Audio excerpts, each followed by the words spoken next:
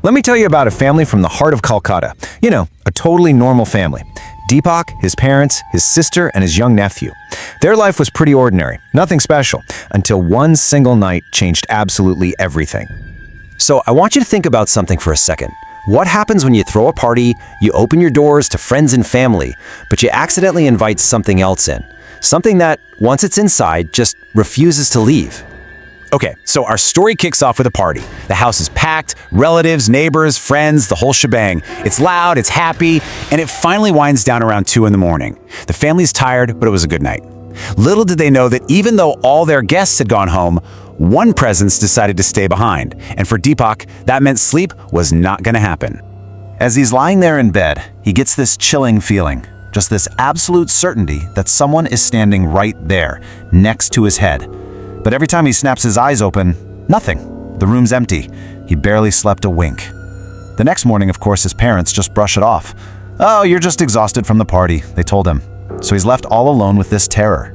And believe me, this was only the beginning. The very next night, after the house is quiet again, something impossible happens. Everyone's phone in the house goes off at the exact same time. The text is from a number they don't recognize, and the message is short and terrifying. "I will destroy you." And here's the really creepy part. Each text came from a slightly different number, but they were all in sequence, only the very last digit was different. They were desperate for it to be some kind of cruel prank. But this was no prank. That text message, that was just the first shot in what became a calculated, terrifying campaign to literally tear their family and their sanity apart, piece by piece. Let's just take a look at how fast things went from bad to worse. I mean, the escalation was just horrifyingly quick. So day 3, Deepak's room is completely torn apart. Day 4, a message shows up on the bathroom mirror written in something that looks disturbingly like blood. By day 5, the attacks become physical. The electricity to the whole house is cut from the inside. And then, on day 6, their entire world goes up in flames. You can imagine, right? In the middle of all this chaos, the family is just grasping for any rational explanation. The father, trying to find a culprit, actually accuses his own grandson, Deepak's little nephew. He figured, maybe the kid was just copying something he saw in a horror movie. But when Deepak sat the boy down, he just burst into tears, swearing he didn't do it. And in his gut, Deepak knew the kid was telling the truth. The real turning point, the moment they knew this was something else entirely, came on the 5th night. They're all sitting together in the main room when suddenly, bam! A loud bang shakes the house and everything plunges into darkness. They go check the meter box, which is inside the house with them, and the main wires have been cleanly cut. But how? They were all together. No one went anywhere near it. It was physically impossible. So they're standing there in the dark, trying to wrap their heads around the impossible, when they hear it. A loud boom from down the hall. They rush towards the sound and find the room where they keep everything. Their savings, their jewelry, all their important papers, totally engulfed in flames. By the time we managed to put the fire out, everything was gone. Just ash. And right then, in that moment, as they're standing there in shock, surrounded by smoke and ruin, Deepak's phone lights up. A new message, same sender.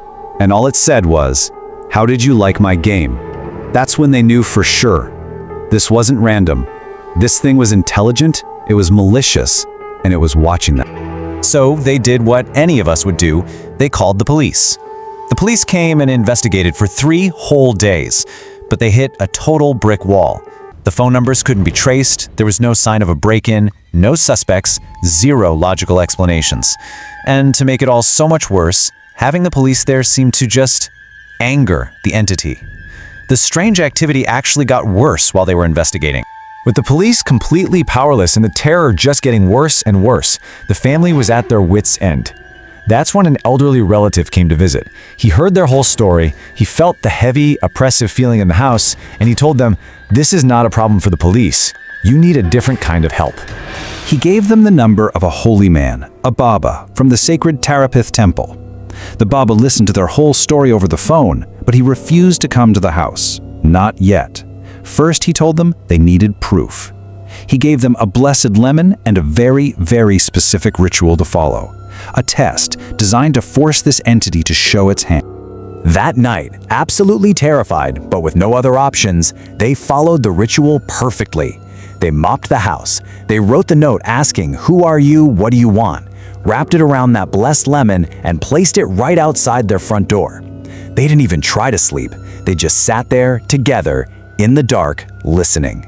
And as soon as the sun came up, they took a deep breath and opened the door.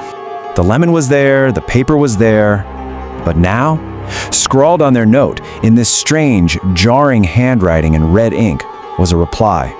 A direct response from whatever was tormenting them. It said, "I won't leave until I have destroyed you." Their blood just ran cold. This was it. This was the proof they needed, and the answer they dreaded. It was real, it could communicate, and it wanted them completely annihilated. They rushed the note straight to the Baba. He took one look at it, and his face told them everything. He confirmed their absolute worst nightmare.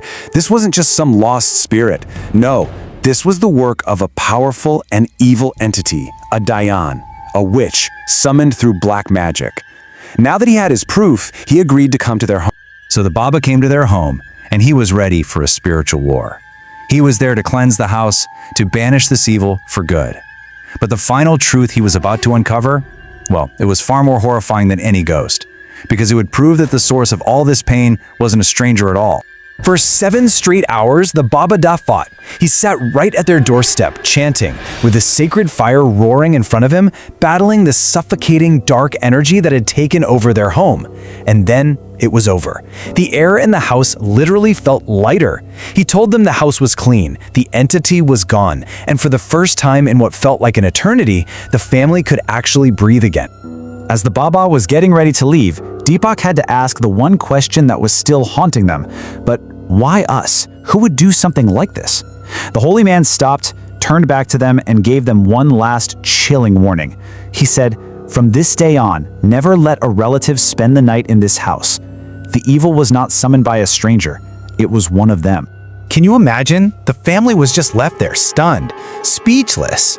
The spirit was gone, sure, but the horror was still there. It wasn't some random demon from the outside. It was someone they had welcomed into their home, someone from their own family who hated them so much out of sheer jealousy that they tried to destroy them. The real monster, it wasn't a ghost. It was human. This whole story leaves you with this really dark, unsettling thought. Deepak's family, they never found out which relative it was. They had to live the rest of their lives knowing that one of their own had tried to ruin them. And it really makes you wonder, doesn't it? In a world where jealousy can hide behind a smile, who can you really truly trust?